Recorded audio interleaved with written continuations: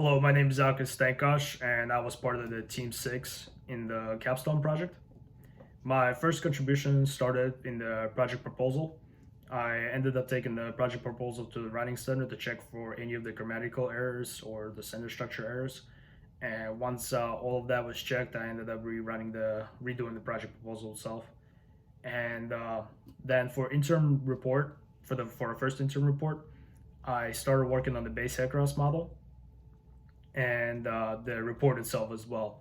So once the surface creation was completed, I worked on the alignment in the AutoCAD and then created the cross sections in the AutoCAD. You decide on how many we need and the spacing that is necessary in there. And then once the data was completed, I transferred over to the headcraft itself, and I was able to find the geometric data and find the station, the elevation, in the cross-section coordinates.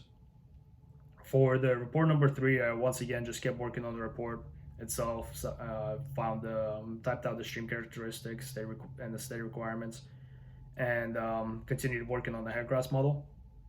But at that point, I started working with Jake because there were some things that I couldn't figure out on my own. So Jake contributed to that as well, and then he ended up also finishing some of the later stuff as well for the headcrafts. And after the third report, I started getting ready for the midterm review, created the midterm presentation, and got us ready for the midterm itself. For the final report, I was in charge of the cost estimates. So once the superstructure and the substructure was completed by Jake and Mike, I ended up taking the cost estimates for the concrete, for the reinforcing steel bars, for I found the very stones that we would need for the stream restorations. Found the cost for that as well. As far as my research, I used NCDOT bid tabs.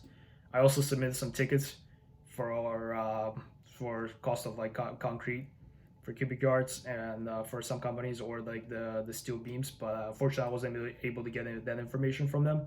So most of my information came from bid tabs or also just websites that stated what the cost was, for example, for the rebar, how much it costs per linear foot.